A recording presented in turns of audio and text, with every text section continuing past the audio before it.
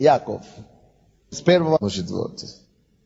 Яков, раб Бога, это помазанник тоже, пастор, апостол, пишет. Яков, раб Бога, Господа Иисуса Христа. Он пишет 12 коленам верующие, евреи, которые находившимся в рассеянии. И тема его писания к ним была радоваться. Чтобы вы поняли, это первый стих. Были верующие, как мы сейчас веруем в Бога. И вы знаете, что случилось? На них налетало государство, власть Римской империи. Начали гнать, как бы мы сейчас, верующие, да? Как бы коммунизм когда был, вы помните? Они рассеяли все, разогнали все. И каждый вынужден убежать из города и опасаться, и видеть, как он может. И представляете себе, мы оставили квартиру, оставили имущество, потеряли работу, и вы скрываетесь. Какие-то беженцы, где они живут. Лагеря какие-то, или пещерах. Это ужасная ситуация. Вы не знаете, где ваш сын, вы не знаете, где ваш муж, или вы не знаете, где ваша дочка, они тоже по другим направлениям расселись. Это ужасное положение. И вот таким людям, которые в России были, как бы стали беженцам, вот этим беженцам пишет апостол Яков. И пишет им письмо, и название его письма было такое: радуйтесь. Боже мой, нашел о чем писать. Вообще, уже эти апостолы, куда еще гнать? После того, что с нами произошло. Ради вашей же веры, ради вашей же проповеди, ради вашего же Евангелия. Вы еще решили поиздеваться над нами. Хотя бы чуть-чуть пожалел бы вначале. Сочувствовал бы. Короче, апостолы лучше знали. Апостолы знали мысли Бога. И они знали, что они делают. Они знали решение. Почему он пишет им радоваться? Потому что им апостолы знают, что то, что они находились сейчас и попали в рассеяние, в таком неприятности, стали беженцами буквально. И то, что потеряли дом, работу, то есть семьи рассеялись. Это трагедия на самом деле. Но они знали, что самое главное, это чтобы они это воспринимали правильно. Чтобы они это не воспринимали как трагедию. Самое главное, чтобы они имели правильное отношение. И поэтому он и пишет им это местописание, что ваши отношения на вашем положении, на ваши события, которые с вами произошло, должно быть правильное, позитивное, одно только. И какое оно должно быть? Радоваться. Вы должны радостью воспринимать эту трагедию, которая с вами случилась. Именно радостью. Почему? Потому что если ваши отношения будут правильно, если это будет отношение радости, то Бог найдет вам выход. За эта ситуация закончится вам радостью. Поэтому название этого письма было радоваться. Потому что если вы порадуетесь, это покажет Богу, что вы верите в Него. И что вы полагаетесь на Нем. И что то, что не случилось с вами, вы знаете, что все равно Он выведет вас. И вашей радостью нету большего, нету лучшего доказательства, чтобы дошло до Бога, что вы полагаетесь на Него. И что действительно Он сделает, что Он обещал. И что эта ситуация действительно закончится хорошо для вас. И когда Он видит вашу радость, Он видит вашу веру также. И Он высвобождает свое избавление. Отношение на происходящее. Не факт главное, моя реакция, мое отношение к происходящему факту. Радоваться рассеянным. Второй стих. С великой радостью посчитайте или принимайте, братья мои, когда впадаете в различные искушения или испытания. Вот таким образом. Даже не только в этом ситуации, что вы находитесь в рассеянии, даже дальше, в будущее, научитесь себя это делать. Научитесь вот так реагировать. Не только спокойно, но и слава Богу. Прославляя Бога. Благодаря Бога за все ситуации. Вот почему написано, что за все это отношение. 90% всего происходящего на этом жизни либо созидает нас и людей вокруг нас, либо заседает, подкрепляет, поднимает, либо это отношения наши уничтожает нас и людей вокруг нас. Когда вы расстроились, босс, моя жена приходит домой и видит меня расстроенный. То, что я уже расстроенный в депрессии, я уже себе что-то умирает во мне. Когда у вас негативное, злое, плохое отношение, вы уничтожаете что-то в себе. Наши отношения делают две вещи.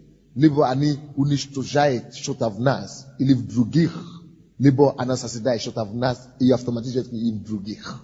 Допустим, когда я в депрессии, и босс приходит, то мало того, что я уже уничтожил себе, но она никогда меня не видела в депрессии или в унынии. И если она увидит меня вот в один день в унынии, знаете, какой у нее шок вообще произойдет? Вообще, она, наверное, просто потеряет все настроение тут же. Вот почему вам, вы все знаете это. Вы чувствуете, что есть некоторые люди, с кем нельзя побить, рядом которого нельзя бить больше, чем 5 минут. Если вы проведете с ними больше 5 минут, вы уходите оттуда в плохом настроении, короче. Это люди, которые из них просто излучается, может быть, не то от нашего разрушения. Но мы это хотим приносить не разрушение, а созидание себе и другим. Если разрушение идет от кого-то, значит, прежде всего, они уже сумели себя подавлять внутри. Они уже себя разрушают внутри. Поэтому, когда я вижу плохих людей, и они злые на меня, знаете, я не обижаюсь на них, ни в коем случае. И я никак не реагирую на их отношение ко мне, как они ко мне относятся. Вы знаете почему? Потому что я знаю, что я счастлив, поэтому я даю счастье людям. Но что когда они дают зло и обиду и агрессию людям, это значит, что они уже себя уничтожили внутри. Им несчастливо. От счастья никто не кричит на других. От счастья никто не разрушает других. Это значит, что они уже прежде разрушили себя внутри, поэтому они могут разрушать окружающих. То, что в нас внутри происходит, потом выходит наружу. Поэтому Иисус говорит нам, не воздавайте зло на зло. Потому что человек, который делает вам зло, уже себя уничтожил прежде. Поэтому поймите их и воздайте добро, дайте за зло. Потому что у вас больше добро. Вашим добром покорите и уничтожите это зло в них. Это тоже разумение. Поэтому, когда я знаю, что человек, который делает мне плохо, он плохой, да, понятно. Он мне делал плохо, это понятно тоже. Но то, что он мне делал плохо, это 1% того плохо, который он себе уже сделал. Поэтому я не должен реагировать на то, что он мне делал плохо только что сейчас. Нет. А он себе уже до меня уничтожил себя полностью. Я должен, наоборот, помочь ему реабилитироваться. Так что Яков пишет то же самое, как Павел. И пишет им здесь, с великой радостью принимайте все искушения различные и испытания, которые придут к вам, зная, что испытание веры вашей производит терпение. Если вы можете правильно воспринимать, ваши отношения будут всегда плод, добрые для вас. Всякое испытание для вас, это плюс для вас, он говорит. Поэтому спокойно принимайте, потому что это производит что-то у вас. Всякое испытание, искушение, которое приходит вам, значит, Бог допустил его с целью, чтобы до вас что-то дошло, чтобы вас что-то научить. И одно из первых вещей, что Господь хочет нас научить, когда Он допускает испытания в нашей жизни, Он хочет научить нас терпению. Если это есть у вас разумение такое, не просто знание, потому что знание, если это знание, когда проблема приходит, вы забиваете вообще это знание. Это разумение, реакции автоматические правильно выходит из вас, когда проблема приходит. А терпение пусть имеет совершенное действие, чтобы были вы безукоризненны и совершенны без всякого недостатка. То его работа Божия. Поэтому Бог тебе делает пользу. Поэтому радуйся. Бог хочет тебя делать совершенным, безукоризненным и без всякого недостатка. Вот почему радуйся. Еще одна причина, почему мы плохо реагируем на происходящее. Первая причина это потому, что у нас такое разумение. Какое у нас разумение определяет наши реакции или отношения. Еще одно, то, что определяет наши отношения к другим, особенно когда это относится к людям, это то, что мы часто имеем предупрежденные ожидания, expectations, ожидания от другого человека. Мы думаем, допустим, он же пастор, он совершенный, значит. Он не может ошибаться. Он не может что-то делать неправильно. Он не может говорить неправильно. И потому что я имею вот такое отношение к нему, и может быть правильно, я думаю, Но вдруг я обнаружил, что он не такой, как я думал. Или что он сделал что-то, которое я от него вообще не ожидал. Это не потому, что я отреагировал так, но потому, что я его так повесил. И потому, что от него я этого не ожидал. Пастор говорит, что-то так делал, которое нужно делать. Слишком кричил много, я буду говорить. Зачем он смеется так, а он не пастор. Потому что мы не ожидаем от этих людей. Потому что наши ожидания не соответствуют их поступкам. Это часто приводит нас к однозначной реакции. То есть поступки наши получаются не всегда к адекватной реакции. Потому что мы не ожидаем. Наши ожидания от людей иногда выше, чем или мы думаем, допустим, что если бы это был я бы не так не поступил, допустим. Особенно в работе, особенно в бизнесе, особенно в служении, особенно в офисе. Мы всегда судим других, как мы бы поступили. И потому что другие не поступают, как мы бы в их место поступили, это часто выводит нас из себя и заставляет нас иметь неправильные отношения. И реагировать не так, как Слово Божье говорит, не так, как даже мы знаем, что это правильно или неправильно. Но потому что наши ожидания от других не соответствуют тем, как мы думаем, что мы бы поступили. Это часто нас выводит. Но, друзья, я хочу, чтобы вы знали одно дело. Что то, что должно определить ваши отношения, должно всегда быть одно. Не то, как другие поступают. Не что произошло с вами или не произошло. Не обстоятельства вокруг. Не реакции других всегда должна руководить вашими действиями, ваше Божье разумение жизни. Одно критерия Бог дает нам, поэтому Он дал нам только Слово Божье. Его Слово, Его ведение, Его понимание, которое Он дает нам, Его учение, которое Он дает нам, единственная сила, единственная вещь, которую Он дает, на которой мы должны базировать свою жизнь. И это должны руководить и подсказывать, какие они должны быть основы наших отношений к жизни. Потому что если мы начинаем судить людей, допустим, потому как мы бы реагировали, то Бог так не судит людей. Мы будем очень много себе самих огорчать. Мы должны воспринимать людей такие, как они есть. И благодарить Господа за них все равно. И работать над ними, помогать им меняться и усовершенствоваться. Все мы можем прийти к такому месту в жизни, что все плохие, все. Кроме я, моя жена Босе и мой сын Фарес. Все правильно поступают, а остальные мир, все неправильно так делают. Почему мы начинаем так думать? Потому что мы воспринимаем их. А остальных мы хотим воспринимать остальных людей, как мы хотим воспринимать их, не как они есть. А Бог поэтому дал нам самую главную заповедь: возлюби меня, возлюби ближнего, как самого себя. То есть воспринимай ближнего, как он есть, как ты бы хотел, чтобы тебя воспринимали. Любовь есть самая большая заповедь в Библии. Так что не принимай людей, как ты бы поступал. Не. Принимай, как они есть. Просто люби их. Помоги им чувствовать себе, что они приняты, такие, как они есть. Помоги им устроить в них достоинство, чтобы они научили уважать себя и сделай их счастливыми. Поэтому я лично не обижался на людей. Я уже, наверное, 5 лет не помню, когда я когда-то обиделся. Просто молюсь Богу, и Он мне помогает каждый раз. Чтобы просто принимал всех, объятые сердца. Я ни на кого не огорчался никогда в жизни. Если достается мне, я мощу и молюсь, и все проходит. Читаю слово, вспоминаю слово. Истина Божья приходит, тьма уходит. Свет приходит, все, опускается. Важно, тогда вы можете жить в мире и покое всегда. Любить всех, и так классно жить. Где там написано, как человек думает в сердце своем, такой он есть. Притчи 23:7. Потому что каковы мысли в душе его, таков и он. Ешь и пей, говорит он тебе, а в сердце у него другое. А в сердце у него другое. Как человек, какие мысли у человека в душе, такие они.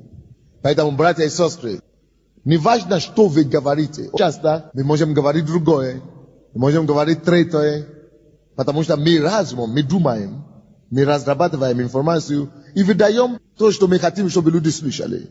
Или то, что люди хотят от нас слышать. Но вы знаете, это лукавство. Бог все равно говорит такой.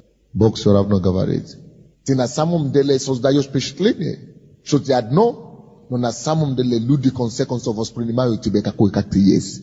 Какого мысли, именно по твоим мысли сердца, так они тебя воспринимают. Не так потому, что ты говоришь. Ты думаешь, что они не видно. Ты думаешь, что все дураки, никто не понимает. Никому не видно, но на самом деле все видно.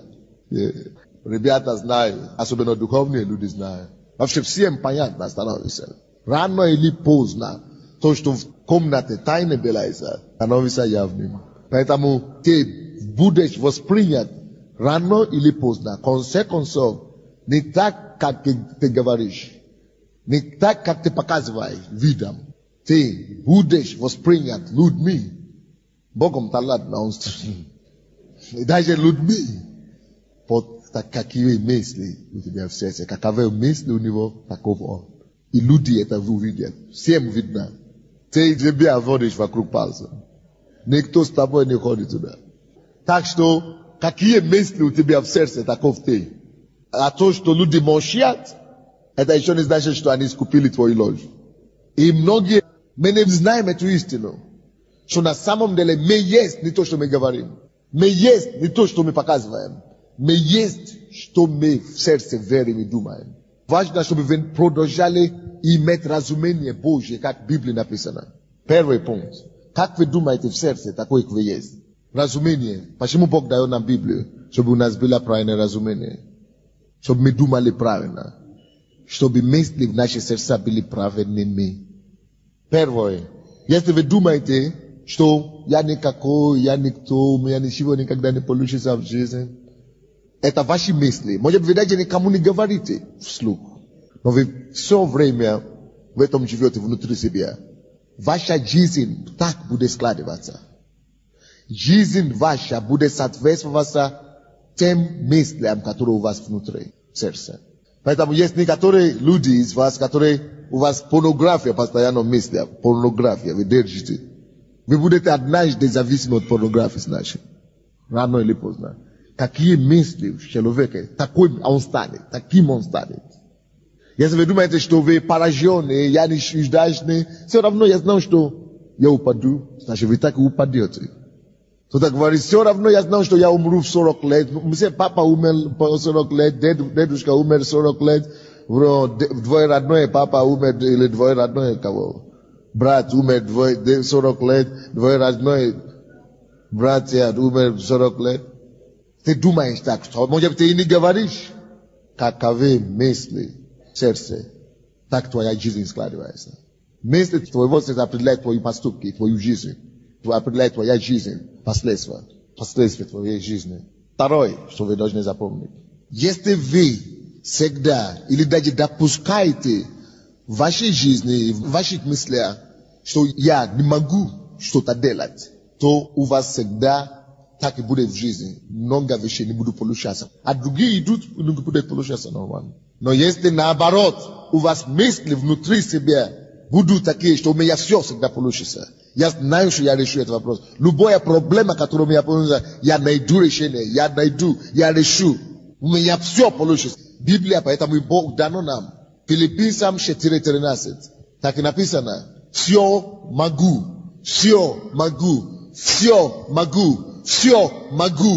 в укрепляющем меня Христе Иисусе. Вы, верующие, должны иметь только один менталитет в этом направлении. Разумение. Быть убежденным в этом. Я все могу. Бог это нам говорит. Все возможно верующему. Все. Абсолютно все. У вас это должно стать разумение. Я все могу. Это не просто должно быть знание где-то. Она должна быть не только слова, какие мысли у него внутри. Твоя жизнь внутри, ты так внутри себя думаешь, ты сам знаешь, внутри себя. Ты не просто говоришь, но внутри ты сам знаешь, что даже если бы открыли твое сердце, мы бы нашли это внутри, что ты всегда знаешь, что я могу решить все. Все меня пользуешься. Я знаю, что я всегда найду выходы. Тогда ты всегда будешь находить выходы в жизни. Какие мысли у тебя, такая твоя жизнь складывается. Какие мысли у человека, такая у него жизнь. Поэтому если вы говорите постоянно, что Украина такая проблема на Украине. Украина ничего не получится. Украина, я не знаю, наверное, у меня будет банкротство, наверное. И вы переживаете, у меня не будет чем кормить детей, я не знаю, у меня не будет чем кормить мужа, или муж, жену, то так и будет. Какие мысли у вас, так и происходит. Это опасный случай. Бог поэтому дан нам Его Слово, чтобы были предупреждены об таких вещах. Имейте правильные мысли внутри, соответствующие Слово Божие. И тогда ваша жизнь придет в устройство. Следующее. Если вы на самом деле желаете иметь что-то, допустим, вы желаете успех, кто желает успеха здесь? Вы знаете почему? Вы все подняли руку, но не у всех у вас есть успех? Очень просто. Потому что вы все желаете. Каждый человек под небом желает быть успешным. Но они какие-то внутри где-то, может быть, желают. Но поступками все это отрицают. Даже мысли у себе, у меня же все равно ничего не получится. Все равно у меня же нет связи. И денег нет. Может быть, только если какой-то дядя хороший появится. Может быть, кто-то просто даст мне что-то. Пока ты будешь так ждать, так и ты будешь дождешься жизни. Наоборот, ты должен не просто желание иметь, а мысли сохранить еще в сердце. Что я буду успешным, 100%. Мне кажется иногда, слава Богу, что Бог меня спас, и что Он меня сделал проповедником, меня показал мое призвание. Но я сейчас думаю, я не хочу отвернуться ни направо, ни налево. Но я думаю, если бы я занимался, это мои мысли такие. Конечно, мир не воспринимает такие вещи. Вы думаете, что это гордость или это не скромно. Но это мои мысли такие, ну что поделаешь. Все равно я буду делать то, что Бог мне говорит делать. Но мои мысли всегда такое. Чем бы я не занимался бы, если бы я выбрал любую другую профессию, наверное, у меня получилось все равно, на 100%. Может быть, я был бы несчастливым, да, может быть. Потому что человек становится счастливым только когда он находит свое призвание. Но я бы не был счастливым, у меня бы все равно бы получилось. Потому что какие мысли у человека, такой он, такая его жизнь складывается. Не вычеркните себя. Имейте наоборот позитивные положения себе. Мысли такое, пускай будет у вас, что у вас получится, и тогда получится.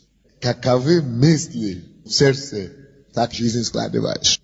Исправьте это дело, друзья. Я знаю, что я выйду замуж. Мой муж ждет меня. Бог подбирает мне его человека. Так и будет. Ваши желания должны соответствовать вашим размышлениям, вашим мыслям, вашей жизни.